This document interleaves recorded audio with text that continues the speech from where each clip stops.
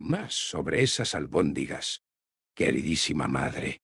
Recuerdo con cariño las largas tardes que pasábamos hablando sobre el peregrinaje que hiciste a la Basílica de Santa Justina la Optimista, dejándome durante 6 meses al cuidado de tu doncella y tu palafrenero. Imagínate mi deleite, muchos años después, al encontrarme recorriendo tus mismos pasos y acompañando a toda una personalidad, nada menos que a la célebre teóloga, filántropa y obispa Apolonia de Axi. Confieso que las grandes figuras con las que he coincidido en tiempos recientes no siempre han estado a la altura de su reputación, pero estoy convencido de que incluso tú admirarías a su excelencia. A mí se me antoja la viva imagen de una sierva del Todopoderoso, no solo por su elocuente prédica, sino también por su estoica observación de todas las 12 virtudes, y me atrevería a afirmar que de muchas otras además. En varias ocasiones, ya me ha pedido que colabore en los sermones que imparte 3 veces al día, proclamados desde la extraordinaria innovación de un púlpito portátil. Menuda época nos ha tocado vivir. Ruego a la Salvadora y a nuestra propia Santa Beatriz que me concedan la fuerza para seguir el ejemplo de la obispa, y temo que vaya a necesitarla en los días venideros, pues ya hemos llegado a Venecia y... El hermano Díaz se detuvo, con la pluma levantada sobre el papel, y miró hacia la ciudad. El río se ensanchaba al cruzar la llanura, dividiéndose en un centenar de canales que fluían perezosos en torno a 1000 islas, todas recubiertas de tejados rojos, cosidas entre sí por puentes de majestuosa piedra y desvencijada madera. El hermano Díaz alcanzaba a distinguir las torcidas ramitas de los muelles en las ajetreadas dársenas, el bosque móvil que componían los mástiles de los barcos amarrados, las minúsculas agujas de las muchas iglesias, la punta blanca del campanile de San Miguel. Alcanzaba a oír la voz de la ciudad cuando el viento salado cambiaba. Un distante rumor de comercio e industria que se imponía al indignado graznar de las gaviotas. La amplia laguna rebosaba de barcos. Puntitos lejanos, que dejaban franjas de estela en el agua azul, bajo el cielo azul. Se preguntó qué pasajeros estarían llevando a qué puertos. Seguro que monstruos y princesas a Troya no, eso seguro. Profirió un muy sufrido suspiro, dentro por la nariz y fuera por la boca, como le había enseñado su madre. ¿Eso es Venecia, pues? La princesa Alexia se alzaba sobre él, en la cima del promontorio, con los brazos en jarras y el pelo de un color nada extraordinario, moviéndose alrededor de su capucha de peregrina con la brisa. A no ser que nos hayamos perdido por completo, dijo él, reflexionando sobre que se había perdido por completo. Es bonita. Sorprendentemente, dada su mala reputación. Supongo que las cosas no siempre son lo que parecen. Empiezo a darme cuenta de eso. ¿Para quién es la carta? El hermano Díaz se planteó mentir, pero nunca se le había dado nada bien. Ni siquiera en su derrochada juventud, cuando le había tocado hacerlo demasiado a menudo. Mi madre. Confieso que no le he contado todos los detalles. Dudo que se los creyera. Dudo que ningún conocido mío se creyera esto. Y dio un bufido que no tenía nada de majestuoso. La princesa Alexia. Tendrías que escribirles y darles la noticia. Nadie quiere saber de mí. Ni aunque supieran leer. Ni aunque yo supiera escribir. ¿No aprendiste nunca? ¿Quién iba a enseñarme? Yo podría. Se miraron parpadeando, ambos igual de sorprendidos. ¿Por la oferta? No. Era bibliotecario, a fin de cuentas, y alguien que va a convertirse, con un poco de suerte, en la emperatriz de Troya debería saber leer, ¿no crees? Ella le frunció el ceño con su habitual suspicacia. Yo estoy aquí, tú estás aquí. El hermano Díaz miró hacia el camino, donde justo empezaba a verse el bamboleo de los candeleros que coronaban el púlpito portátil. Tenemos un rato antes de que la compañía bendita nos alcance. ¿Por qué no aprovecharlo? Con la vigilante reticencia de un ratón acercándose a una trampa, Alex se sentó en la roca a su lado. Él sacó una hoja de papel de su cartera y le pasó la pluma. Sosténla sin apretar, apoyada en el dedo corazón, así. Exacto. Ahora. Muyala en la tinta no muy hondo. Bien. Haz una línea en ángulo, ¿sí? ¿Y ahora? Otra para que se junten. Como una montaña, no te preocupes, todo el mundo. Salpica al principio. Y ahora una tercera línea que una las dos, a media altura. Y cruzada, eso es, y ya lo tienes. Acabas de escribir la letra Alien. Primera letra de tu nombre. Alex. Ella lo miró, y luego al papel, y luego bufó una pequeña risita. Sorprendentemente aniñada. ¿Así de fácil? No es magia. Pues parece magia. Alex metió la pluma en la tinta y probó otra vez, apretando la punta de la manamonte. Lengua entre los dientes concentrada, y el hermano Díaz sonrió. De pronto. Parecía muy joven, y muy necesitada de guía. Y él sintió una extraña satisfacción en ser capaz de proporcionársela. Se preguntó cuándo se había sentido útil de verdad, por última vez. Se preguntó si lo había hecho alguna vez. ¿Ni un día has aguantado con las piernas cerradas? No había forma de confundir la voz más cascada de toda la creación. Jacob de Thorn llegaba renqueando con Viga y Baltasar, un trío de hueso. Peregrinos desde luego peculiar. Ni uno, respondió Viga, orgullosa. Cuando me vienen las ganas se abren de golpe. Tengo deseos y no dejaré que me avergüencen. El hermano Díaz se removió, incómodo. Que Dios lo ayudara. Él tenía deseos también. Deseos que había querido imaginar asfixiados en la sepulcral atmósfera del monasterio, pero que resultó que solo estaban inconscientes por estrangulamiento y empezaban a despertar. Más virulentos que nunca después de su largo sopor. Esa misma noche había soñado con algo poderoso y tatuado, y había despertado con una furiosa rigidez del miembro. Sería más fácil avergonzar a un poste, estaba diciendo Baltasar. ¿Venecia? Venecia. Alex le devolvió la pluma al hermano Díaz. ¿Qué ha pasado? Nuestra mujer loba ha estado...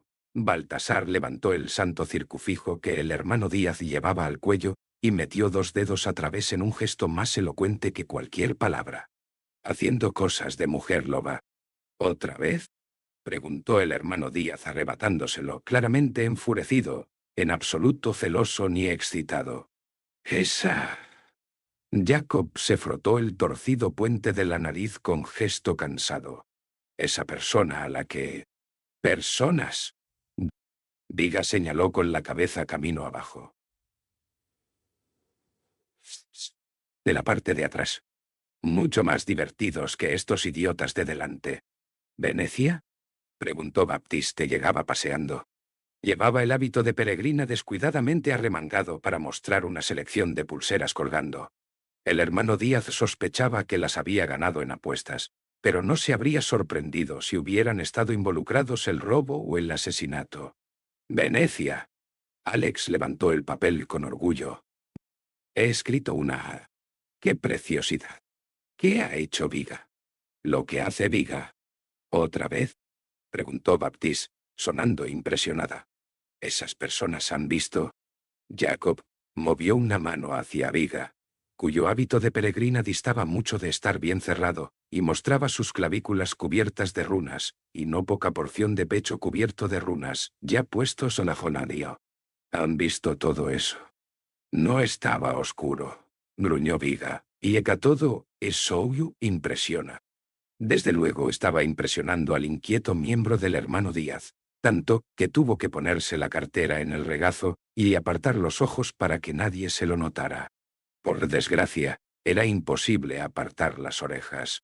Si queréis, os cuento la historia. ¿Alex debería oír esa historia? Preguntó, con voz un poco aguda, aunque en realidad estaba más preocupado por el riesgo para su propia alma inmortal. ¿Cómo va a escoger una vida de virtud sin comprender la alternativa? Preguntó Baptiste, juntando las manos con devoción. Me crié en la calle, dijo Alex, quitándole importancia con un gesto. No me va a impresionar. Viga se hizo estallar los nudillos tatuados. Joder, yo no estaría tan segura. El caso es que primero me había fijado en el alto, pero el bajito también me hacía tilín, así que... Buenos días, hermano López. Excelencia. El hermano Díaz se levantó de un salto, más que agradecido por la distracción, aunque sospechaba que su mente iba a pasarse el resto del día completando los detalles de todos modos. ¿Qué tal si apeamos el tratamiento? La obispa Apolonia le lanzó esa humilde sonrisa que el hermano Díaz había decidido ponerse a practicar nada más, tuviera acceso a un espejo. Si ya me parecía inadecuado en la catedral de Axi, no digamos aquí fuera, donde todos somos hermanos en la fe que buscan salvar su alma. Acertadas palabras. El hermano Díaz apartó a la obispa de allí mientras se apresuraba a guardar su material de escritura en la cartera, y soltaba una torpe risita, intentando sin éxito tapar la voz de Viga en el rápido progreso de su relato de conquista sexual. Como siempre lo son las tuyas. Podría decirse lo mismo de las tuyas, hijo mío. La obispa se dirigió al púlpito portátil, que sus guardias estaban en proceso de desenganchar para que los caballos pastaran junto al camino. Confiaba en que me ayudaras otra vez a dirigir las plegarias de mediodía para nuestra compañía bendita. Tenía en mente la exhortación de la Salvadora sobre las 12 virtudes. Ojalá pudiera, hoy y todos los días, pero me apena comunicarte que mis compañeros y yo debemos abandonar aquí la compañía bendita. Desviarse del camino redentor y seguir merodeando con los diablos hacia, vete a saber qué cimas de depravación. Un asunto importante, ¿qué digo? Vital, nos reclama. Por mucho que lo pretendamos, es imposible huir del deber. Marchad con mi bendición. La obispa movió las cejas casi en gesto de disculpa.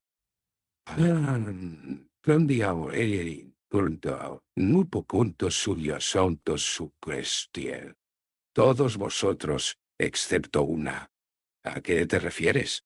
La princesa Alexia Pirogénetos deberá venir conmigo. El hermano Díaz llegó a notar cómo se le drenaba el color de la cara mientras su mirada se desviaba hacia Alex, que eligió ese desafortunado momento para soltar una risotada aguda.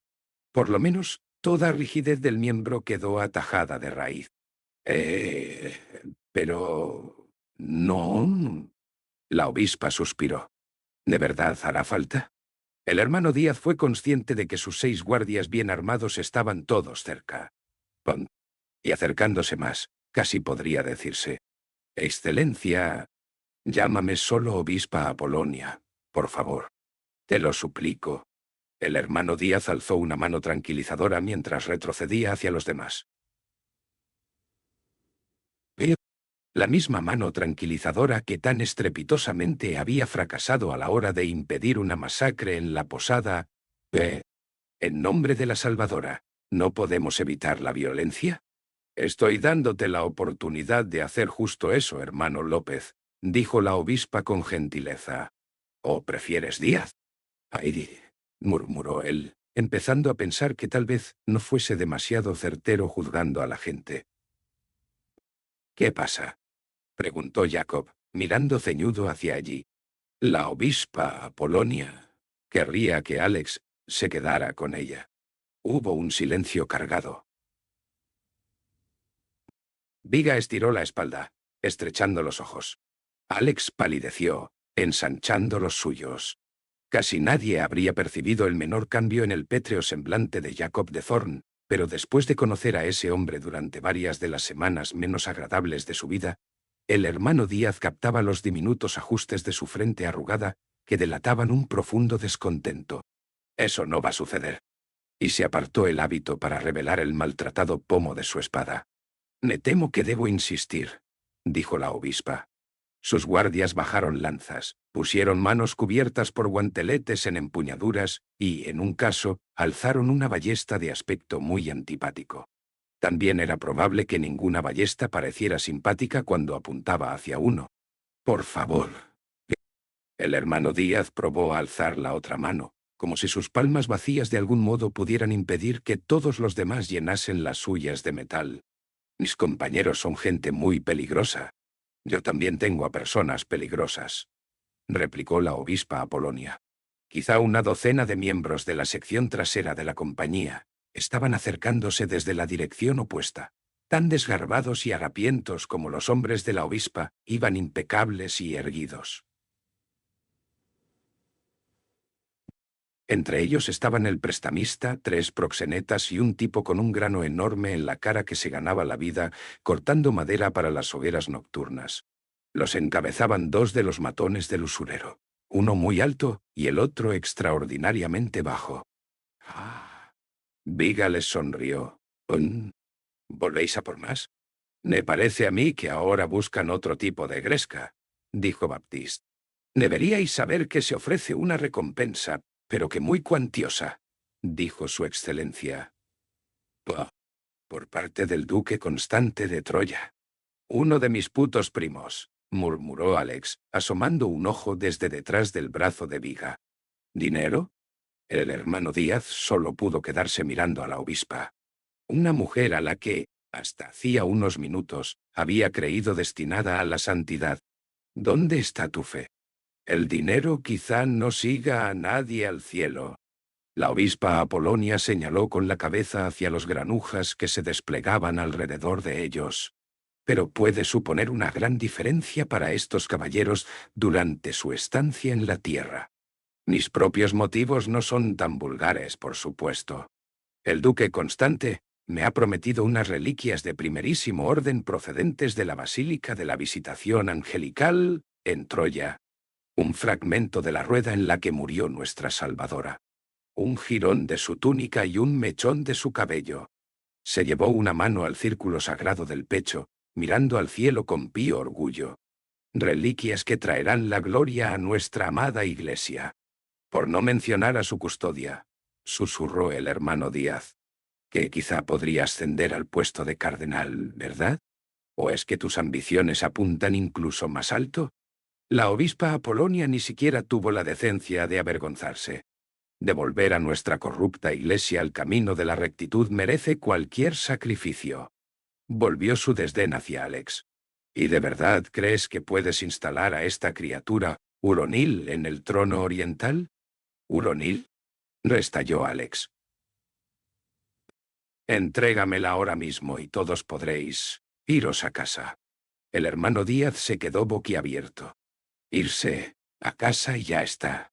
Desde que había salido de la ciudad santa, no había anhelado otra cosa. Quizá fuesen sus muchas ganas de aceptarla las que hicieron que la oferta lo enfureciese tanto. Y pensar que veía en ti el modelo de lo que debería ser el sacerdocio, susurró. Te estaba alabando en una carta. A mi madre. Y menudo fraude estás demostrando ser. Menuda hipócrita rastrera. Más que parlotear desde tu púlpito móvil en la vanguardia de nuestra sagrada compañía, tendrías que haber ido en la retaguardia con el resto de las busconas. Au, dijo Viga, y dio un bufido. Estamos cumpliendo una misión sagrada para su santidad. ¿Su santidad? La obispa Apolonia torció el gesto. Pero si la cardenal Bock ha sentado a una cría en el trono de San Simón. Los de vuestra calaña habéis hecho de nuestra santa iglesia un hazmerreír y del palacio celestial una asquerosa pocilga. Mejor tener a una lechona por papisa que a... ¿Cómo te atreves? Bramó el hermano Díaz. Su santidad quizá sea... ¿Inexperta? Propuso Baptiste. Pero es la madre de la iglesia. Era una forma extraña de describir a una niña de 10 años, pero pensarlo solo alimentó el fuego de su justa ira. ¿Resulta que no te acaba de convenir? ¡Qué arrogancia! ¡Qué insolencia! ¡Qué interesada soberbia! Obispa, cardenal o rey de la puta Arabia, no te corresponde a ti elegir a la papisa. Apuñaló con un dedo hacia el cielo. Esa elección es de Dios. Creo que el hermano Díaz ha encontrado sus pelotas, murmuró Viga. Lo que pasa con Dios, hijo mío, replicó burlona la obispa Apolonia, es que a menudo hay que moverlo un poco hacia la dirección correcta. Hermanos y hermanas, llamó, volviéndose hacia el camino. Distraído con su sermoneo, El hermano Díaz no se había fijado en que muchos de los miembros más ricos de la compañía les habían dado alcance y estaban acercándose para ver a qué venía tanto grito. «Hay monstruos entre nosotros». La voz de la obispa sonó tan clara como la campana de la oración de mediodía, mientras su dedo acusador se extendía. El hermano Díaz no era el único capaz de exaltarse hasta una justa ira, al parecer. De hecho, no era el mejor en ello ni de lejos. «Herejes y paganos, traidores y recusantes». «Tampoco es que se equivoque mucho», murmuró Baptiste, deslizando una mano dentro de su hábito y la otra a su espalda. Uno de los acarreadores de retratos dejó su cuadro en el suelo y sacó un palo.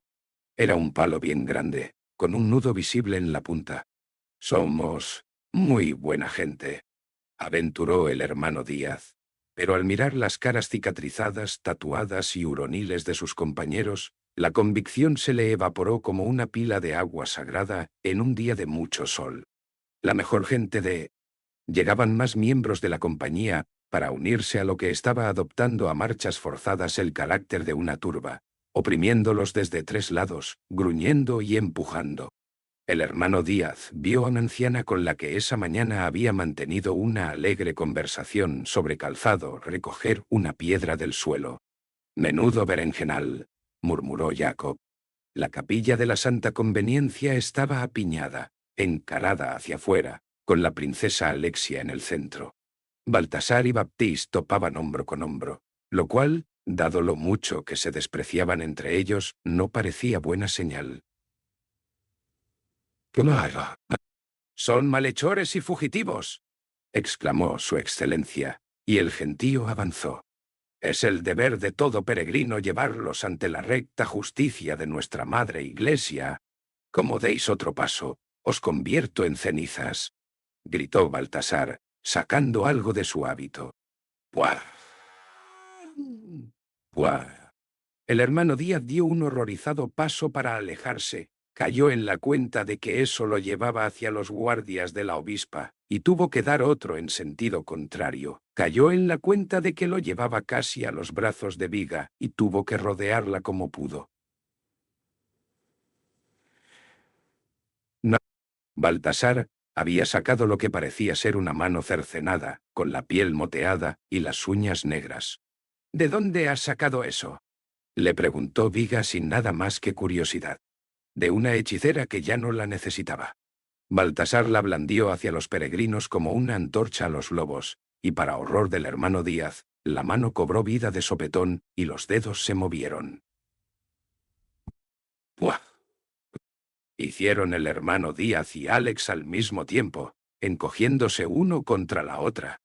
De las ennegrecidas yemas de los dedos, brotó una pequeña llama, y llegó un fuerte olor a azufre. «Dulce Salvadora», susurró una peregrina, haciéndose la señal del círculo sobre el corazón. «Es un hechicero». Un coro de respingos, maldiciones, gritos airados. «¡Mago, cojones!», rugió Baltasar. Viga había empezado a gruñir desde el fondo de la garganta, mientras los peregrinos más pobres por fin llegaban para unirse al resto, primero curiosos, luego furiosos, a medida que la ira se extendía desde la obispa como una plaga. «¡Sed testigos!», atronó Apolonia. «¿Qué más pruebas necesitáis sobre la perversión de nuestra Santa Iglesia? La cardenal Bock yace con monstruos. ¿Quieres monstruos?». Viga se arrancó el hábito y lo arrojó a un lado. Se agachó en su chaleco apretando los puños y marcando el músculo en sus brazos tatuados. «Yo te daré monstruos. Capturad a la chica con vida, pero... ¡Urg!».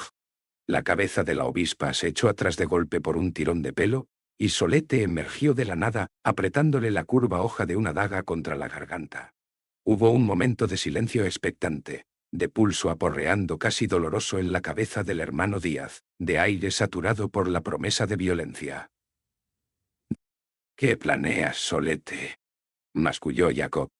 «No he llegado a tanto», murmuró ella en respuesta. «Un elfo», chilló alguien. «Un puto elfo». «Suelta el cuchillo», gañó el cabecilla de los guardias de su excelencia, moviendo la ballesta de un lado a otro de un modo francamente peligroso. Los ojos de Baptiste pasaron de un matón a otro mientras acortaban la distancia, y sus manos salieron de su hábito con el revelador brillo del acero. «Matadlo», se desgañitó un peregrino, señalando a Solete. «Esperad», respingó la obispa mientras el cuchillo de Solete le presionaba el cuello. «Esperad».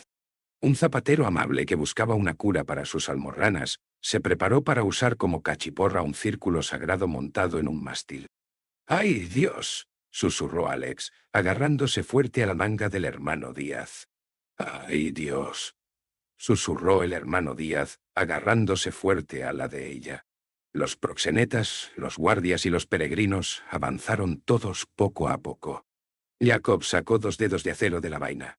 «¿Quién tiene la carne buena?», susurró Viga, chorreando baba de unos labios que estaban retrayéndose de unos colmillos que se alargaban.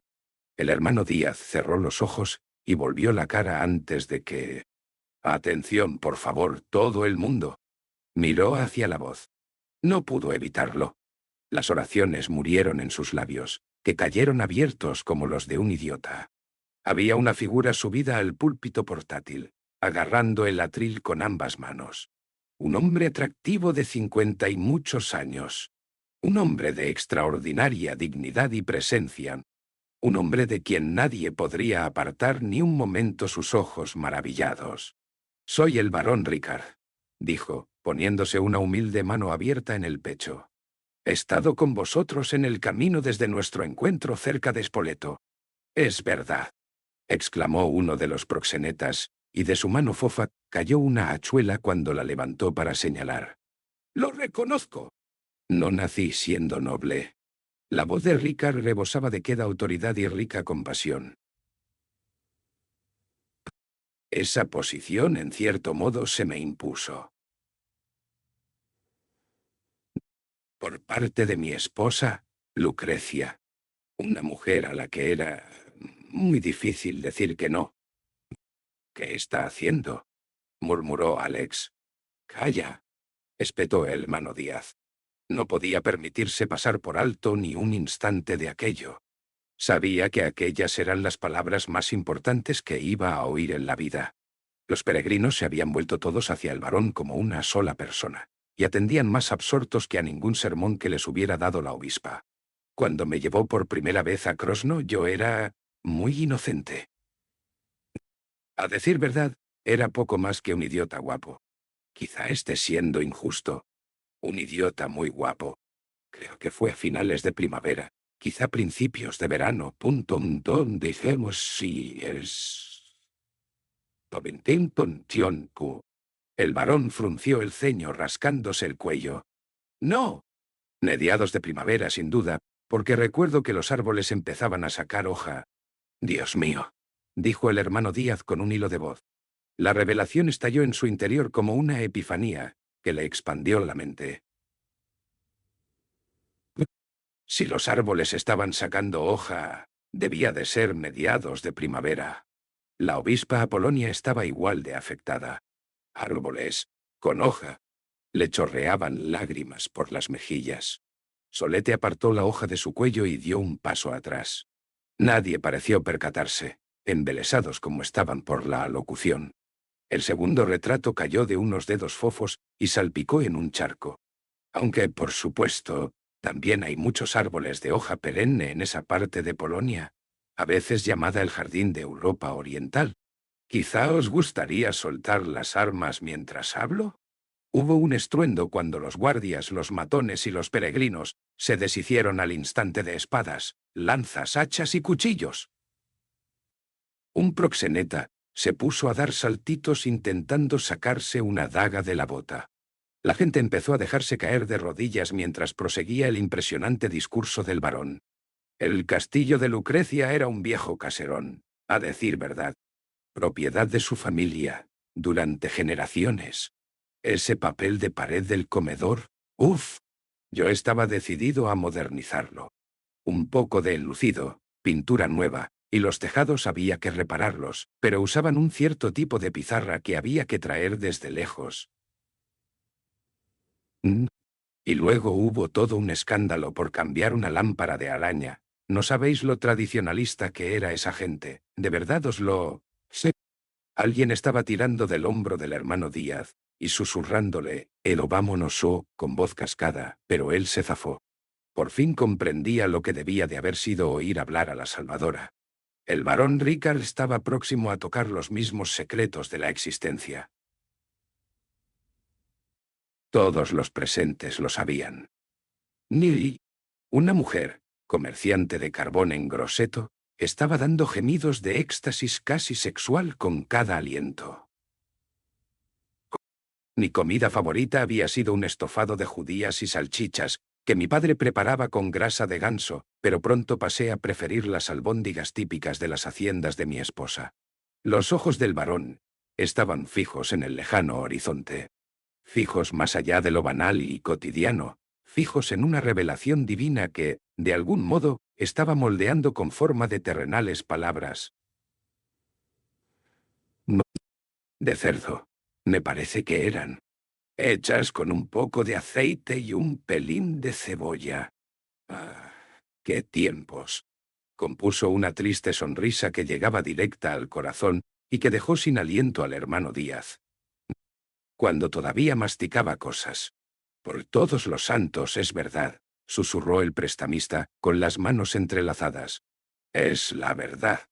Uno de los chulos se lo había hecho encima, y seguía allí de pie, cautivado mientras una mancha oscura se le extendía por el pantalón. La única verdad. El hermano Díaz lo comprendía. ¿Qué importancia tenía? ¿Qué importancia tenía nada, salvo oír las siguientes palabras del barón Ricard? Así que, amigos, si cuento con vuestra absoluta atención... El vampiro observó la multitud para confirmar que todos los ojos estuvieran dirigidos hacia él, y lo estaban sin excepción, con deslumbrada reverencia.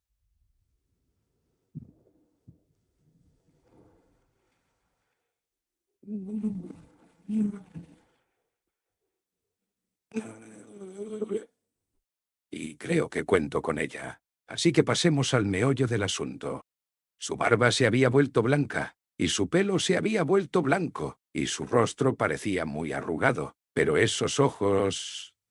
Era como si miraran dentro del alma del hermano Díaz. Había un silencio absoluto.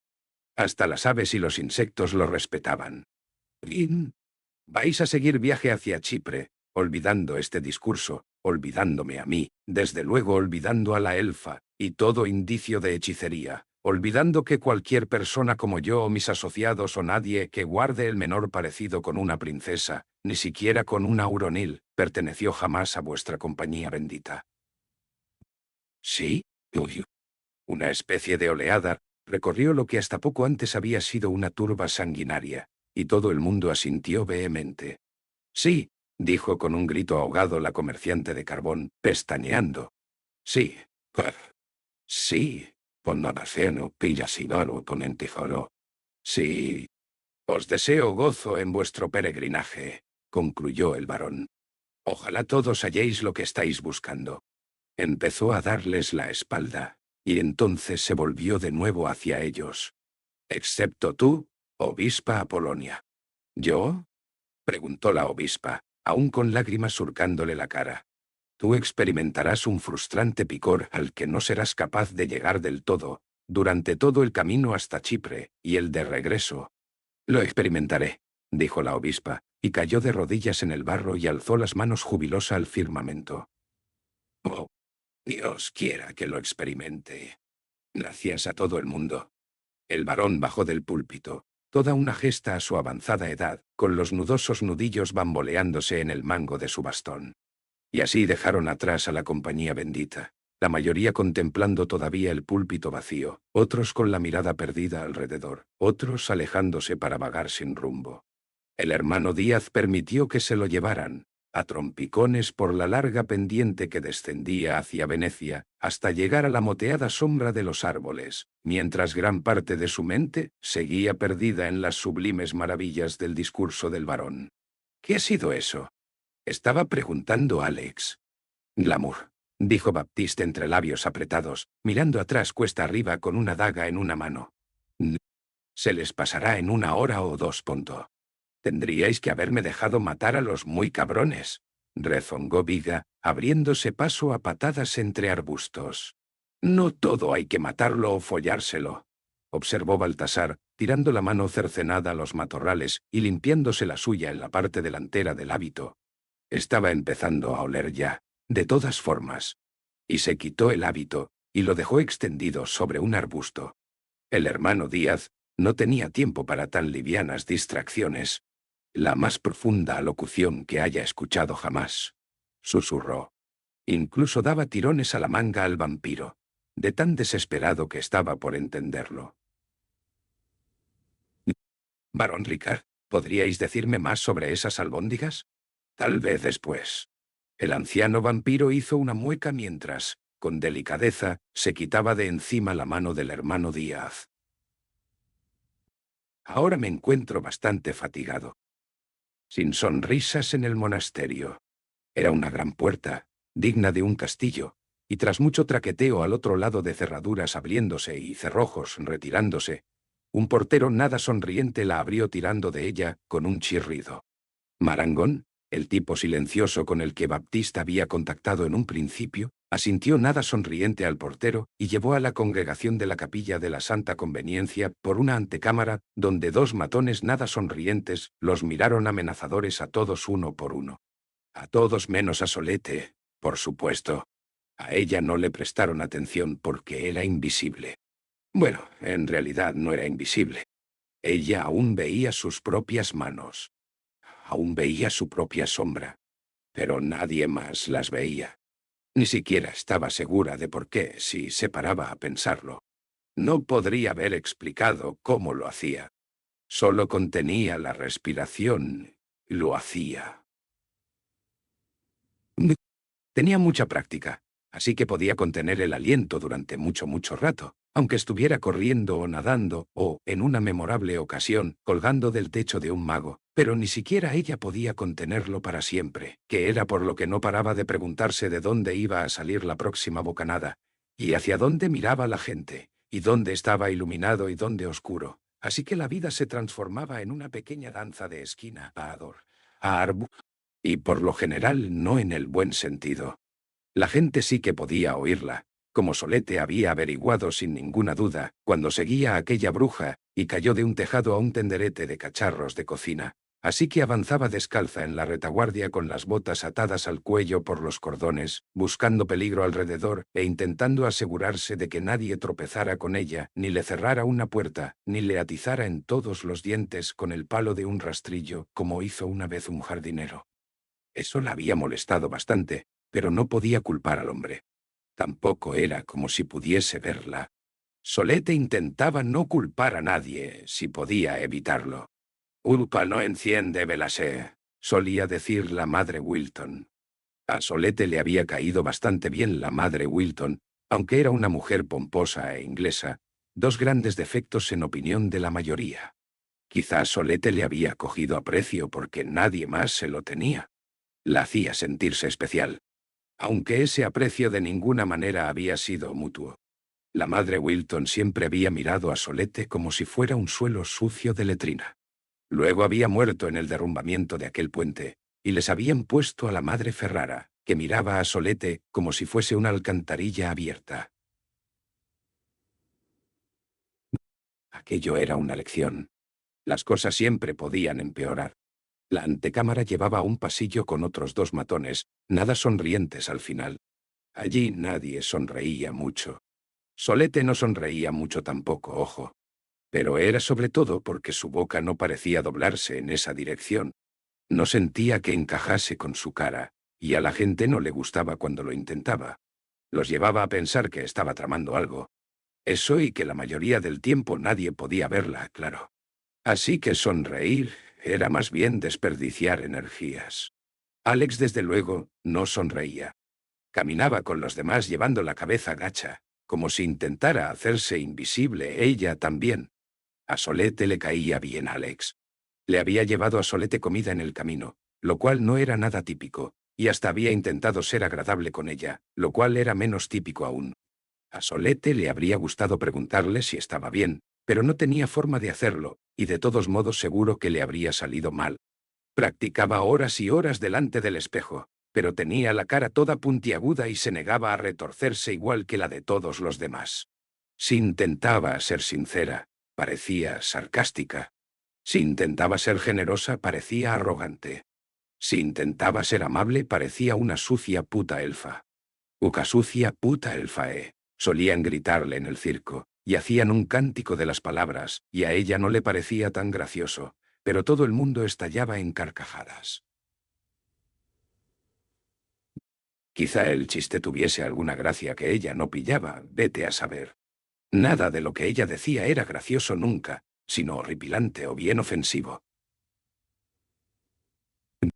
Una vez, estando en el circo, se había levantado para contar un chiste, y todo el mundo se había puesto furioso. «¿O estás aquí para que te odien, no para contar chisteseo?», le había dicho el director del circo, Tun. Aún así, había salido mejor que la vez que intentó cantar una canción. Uka la villana no cantao. Mejor si tenía la boca cerrada. «Ten la puta boca cerrada, le decía siempre el director. Que era por lo que acostumbraba a tener la boca cerrada y hacer pequeñas cositas que animaran a la gente. Cosas en las que casi ni se fijaban, como igualar los lazos en las botas de Jacob para que no tuviera que agacharse, o doblar la ropa de Viga mientras estaba follando, o arropar un poco a Alex de noche, porque tendía a revolverse y se quitaba la manta a patadas, y acababa tiritando. Así Solete se sentía útil, como si estuviera en una familia. Era agradable probar la sensación. Jacob era el abuelo gruñón. Ricard el tío misterioso y Baptiste a madre sobrecargada.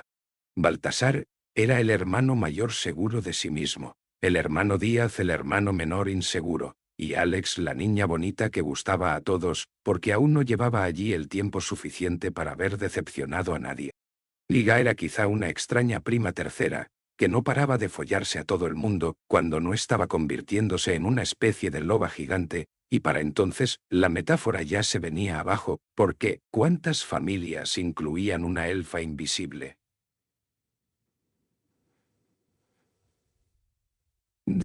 Ninguna.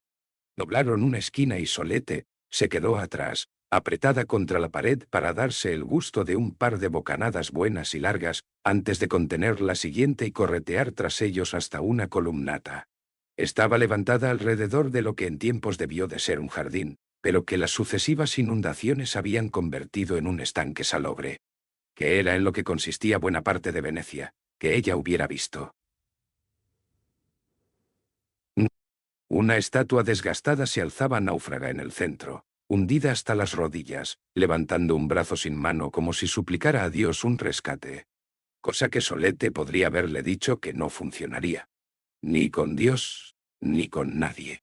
Si querías un rescate, más te valía ir preparándote para rescatarte a ti misma. Quizá Dios te diera la enhorabuena después, o algo. ¿Esto era un monasterio?, preguntó el hermano Díaz. Sí, dijo Marangón, que hablaba casi menos que sonreía. ¿Dónde están los monjes? ¿Puede que en el cielo? El experto eres tú. Jacob estaba agarrándose la pierna al andar. Las semanas de caminata con los peregrinos debían de haberle pasado factura. A Solete le habría gustado ayudarlo, pero no tenía forma de hacerlo, y además Jacob odiaba la idea de que lo ayudaran. Por motivos que solo él conocía, buscaba hacerse la vida tan difícil como pudiera. La verdad era que ella no entendía nada a las personas, con lo raras que eran. Tratar con ellas era como recibir bofetadas una tras otra. Había otro matón nada sonriente al lado de otra puerta pesada. Lo normal sería que Solete pasara la primera, o se colara entre los demás, pero estaban demasiado apretados.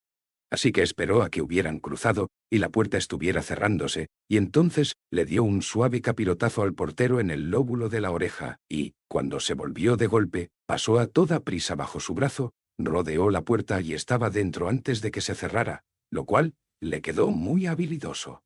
Aunque estuviese feo que ella lo dijera. Lástima que no lo hubiera visto nadie. La estancia, enorme y alta, que había al otro lado estaba construida como capilla, con una galería a media altura que la rodeaba por completo y unas vigas más arriba llenas de viejas telarañas que ondeaban con la corriente de aire. Había cristal tintado por todas partes, en el que estaban representados santos que morían asesinados de formas imaginativas. Estaba San Simón en su trono al rojo vivo, y Santa Yemima bajo su roca, y San Cédric con los clavos en el cuerpo, que a Solete siempre le daban escalofríos solo de pensarlo. No era un buen sitio para que te clavaran cosas. Solete no tenía ni idea de por qué los salvados querían ver siempre a sus héroes vapuleados y ahogados y martilleados y aplastados. Quizá pensaban que, si a San Cédric le ponían los suficientes clavos, no tendrían que ponérselos a ellos. Solete creía que era muy probable que estuvieran equivocados. Siempre había más clavos. La habrían construido como capilla, pero luego la habían transformado en cocina, con un horno a un lado lo bastante grande para meter un cadáver. Cerca de él, un hombre aporreaba masa sobre la piedra del altar, haciendo saltar la harina en nubes que atravesaban las franjas de luz coloreada. Había algo muy firme en su forma de hacerlo que hizo pensar a Solete que ese horno bien podría haber contenido algún cadáver que otro en sus buenos tiempos. Había una niña pequeña de pie a su lado, con el delantal a juego y una expresión despectiva de la que hasta Baltasar podría haberse enorgullecido. «Frigo», canturreó Baptiste, contoneándose hacia él con las manos muy separadas, como si quisiera abrazar la cámara entera. Tenía una forma de hablar que, de algún modo, hacía que le cayera bien a la gente. A Solete siempre le había parecido mucho más mágico que solo desaparecer. Pero la magia de Baptiste cayó en saco roto esa vez. Los ojos de Frigo se mantuvieron muy fríos. «Baptiste», gruñó, como si estuviera hablando de un persistente problema de moho, y bajó la mirada otra vez a su masa y siguió trabajando. «Ya sabía yo que volverías. Como una alimaña, a los cubos de basura». Baptiste se encogió de hombros. «Me han llamado cosas peores». «Quédate un rato», dijo Frigo, «y te las llamarán». «¿Esta es la puta zorra de Baptiste?», espetó la niñita, apoyándose los puños enharinados en las caderas. Solete deseó saber cómo era capaz de arrugar tanto la cara, como si no tuviera ni un hueso en ella. «¿Eres la puta zorra de Baptiste?» «Mi nieta», dijo Frigo, señalándola con el mentón. «Nadie cala tan bien a la gente como ella. Estoy enseñándole el negocio familiar». «Oh, ¿panadero o señor del crimen?», preguntó Baptiste. «¿Por qué no puedo ser las dos cosas?», replicó la chica. «He oído que tú eres una embustera y una ladrona». La sonrisa de Baptiste ni se dobló. «Y esas son solo mis aficiones», dijo. Solete recorrió de puntillas el exterior de la estancia mientras hablaban, notando lisas y frescas las viejas losas contra los pies descalzos. Fue con cuidado por la zona sombría de la capilla, sin embargo, porque quizá la gente no la viera, pero en aquellos rayos de luz coloreada podrían ver las motas de polvo desaparecer en su estela. Tal vez no viesen dónde estaba, pero a veces se daban cuenta de dónde no estaba.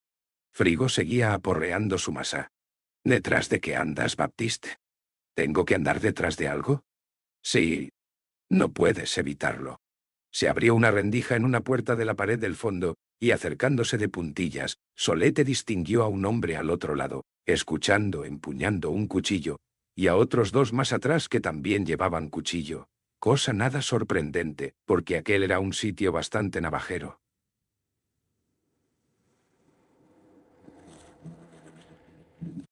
Trepó junto a una ventana, donde había buenos asideros para los dedos, y miró por encima del pretil de la galería. Al otro lado había dos hombres agachados para que no se los viera, y tenían arcos. Solete se dejó caer, suave y silenciosa, y se aplanó contra la pared para colarse detrás de la malcarada nieta de Frigo y llegar a una ventana rota. Tres hombres más en la columnata, junto a la puerta por la que habían entrado. Si aquello se torcía, las cosas podían ponerse feas deprisa. Pero así era la vida, estando en la capilla de la Santa Conveniencia. Las cosas se ponían feas deprisa. Baptiste estaba yendo al grano. «Necesitamos pasaje». Hasta Troya. Mis amigos y yo. Tú no tienes amigos, Baptiste. Frigo recorrió el grupo con una mirada paciente. Todo menos Solete, claro. Solo gente de la que puedes aprovecharte. Solete rodeó a Viga. Tuvo que esquivar de golpe porque esa mujer no podía estarse quieta ni 2 respiraciones seguidas, y se apretó fuerte contra la espalda de Jacob. Era muy útil tener a Jacob a mano, porque era ancho y alto, y nunca se alteraba, ni siquiera al notar de pronto a una elfa apretada contra él para echarse una respiradita rápida. 3 a la izquierda, le susurró Solete, 3 fuera de la puerta, 2 arcos en la galería. Jacob hizo un leve carraspeo para indicarle que lo había oído. Que tuvieran ese entendimiento habría hecho sonreír a Solete, si se le diera mejor sonreír. Contuvo el aliento otra vez, y pasó alrededor de él. ¿Son estos entonces? Frigo estaba señalándolos uno por uno con su dedo cubierto de harina. Las mascotas de la papisa. No hay que ser ningún genio para saber que ella es la mujer loba. ¿Esa es la pinta que tiene una puta mujer loba? Preguntó burlona la niñita. Entre la capucha y todo el pelo, lo único que se veía de la cara de Viga era su sonrisa colmilluda y un atisbo de mejilla tatuada. «Es la pinta que tiene esta», respondió. «Y él es el vampiro», dijo Frigo. «¿Esa es la pinta que tiene un puto vampiro?», preguntó burlona la niñita. El barón Ricard hizo un perezoso saludo con el bastón. «¿Encantado, querida? Por lo que ese de ahí será Jacob de Thor». Frigo se rascó el cuello pensativo, dejándose harina en la barba de unos días. «Soy admirador tuyo, por cierto». Jacob, quieto como una estatua con los brazos cruzados, dio un gruñido cansado. «Yo no. No». Las poses eran otra de esas cosas de persona que Solete nunca había terminado de entender, así que los dejó con ello y se escabulló hasta el horno para disfrutar de su encantador y titilante calorcillo. Pero un viejo gato había tenido la misma idea, y miró arriba, haciendo unos movimientos bruscos con la punta de la cola. Los gatos siempre la veían clara como el agua. Los perros se quedaban tan tranquilos sin enterarse. Solete no tenía ni idea de por qué. No entendía cómo funcionaba nada, y ella misma lo que menos. Aquel gato se levantó, curioso, queriendo frotarse contra su pierna. A Solete le habría gustado acariciarlo, porque los gatos daban una sensación adorable en la palma de la mano. Le encantaba cuando su cola se deslizaba entre los dedos, tan suave y cosquilleante. Pero no era un buen momento, así que vocalizó «Tica perdonio», mientras apartaba al gato con el pie. «¿Y quién es esta?», preguntaba Frigo, entornando los ojos hacia Alex. Ella le devolvió el ceño. «No soy nadie. Todo el mundo es alguien». «Yo no. ¿Y qué hay de ti?». Frigo entornó los ojos hacia Baltasar. «Seguro que tú sí que eres alguien». El hechicero hizo ese gesto brusco de cabeza, que era a la vez desdeñoso y ofendido. «Yo soy Baltasar Shami Vandraxi. Suena a que es un puto capullo», dijo la niñita, sacando un cuchillo de su delantal para ponerse a cortar surcos en la masa. Solete había oído una vez que el secreto de las hogazas estaba en los surcos. No subían como era debido sin ellos. A lo mejor la gente era igual. Nunca salía bien a no ser que la cortaran un poquito. Vaya, sí que cala a la gente a la primera. Baptiste se cruzó de brazos y miró sonriente a Baltasar. Wow. Este es nuevo. Un brujo. De verdad es que lo hace para fastidiarme. Murió Baltasar, devolviéndole una mirada asesina. Frigo entornó los ojos incluso más. ¿Y eres bueno? ¿Entre los 3 mejores nigromantes de toda Europa? O quizá 4, según lo que se opine de... ¿Detrás de qué andas, Frigo?, preguntó Baptiste. Frigo separó una hogaza de la piedra con una pala y un experto giro de muñeca, y fue hacia el horno. ¿Tengo que andar detrás de algo? Por supuesto. No puedes evitarlo. Ah, Tuché. La luz del fuego refulgió en la cara de Frigo, al agacharse hacia él, tan cerca que Solete podría haber estirado el brazo y tocarle la mejilla picada de viruelas. Sí que hay una cosa que quiero. En una casa. Lo cual era inquietantemente vago. ¿Tu gente no puede entrar? Preguntó Baptiste. Entrar, entran. Frigo dio media vuelta, apoyándose en la pala. Lo que pasa es que luego no salen. Nadie sale de ese sitio, dijo la niña pequeña haciendo rodar el cuchillo entre los dedos y lanzando una sonrisa casi tan malvada como las de Viga. La gente dice que está maldito. Pertenecía a un ilusionista. No ilusionista. Frigo ya estaba cargando la siguiente hogaza en la pala. Dejó Venecia hace mucho tiempo, pero la casa sigue protegida. ¿Protegida cómo? Preguntó Baltasar. Frigo metió esa hogaza en el horno y levantó los hombros. Tú eres el brujo. El labio de Baltasar se torció, pero Jacob habló antes que él. ¿Qué es lo que estamos buscando? Una caja blanca más o menos así de grande, con una estrella en la tapa.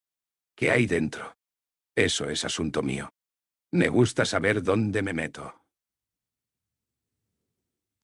Sí, pero algo me dice que tiendes a tirarte de cabeza igualmente. Te he dicho lo que puedo. Si no te gustan las condiciones, ya sabes dónde está la puta puerta. Terminó su nieta. Baptiste miró a Jacob, arqueando las cejas. El barón Ricard echó atrás la cabeza y dio un suspiro. Solete se acercó un poco más a la calidez del horno. Que tengamos que vernos así, murmuró Baltasar con amargura, haciéndole recados a un panadero y señor del crimen. Y esas son solo mis aficiones, dijo Frigo con calma. Necesitaré material. Marangón puede conseguirte cualquier cosa. Material altamente especializado. Marangón puede conseguirte cualquier cosa. Nosotros te traemos esa caja. Jacob dio un deliberado paso adelante, hacia la piedra del altar. Un paso, y se detuvo. Tú nos organizas el pasaje a Troya. Hecho. Frigo señaló el horno con la cabeza. Si esperáis un poco, os llevaréis una hogaza recién hecha de regalo. Preferimos ir empezando. Como quieras, dijo Frigo, y puso otra en la pala. Marangón les indicó que regresaran hacia la puerta, y todos se volvieron para seguirlo o los miraron marcharse. Así que Solete aprovechó la oportunidad para dar una bocanada rápida, y luego, un poco a regañadientes, tuvo que dejar atrás el calorcillo del horno. La nieta de Frigo había dejado el cuchillo cerca de la esquina de la enharinada piedra del altar. Parecía que podía caer y hacerle daño a alguien, así que, de camino a la puerta, Solete lo aseguró metiéndolo un poco hacia adentro.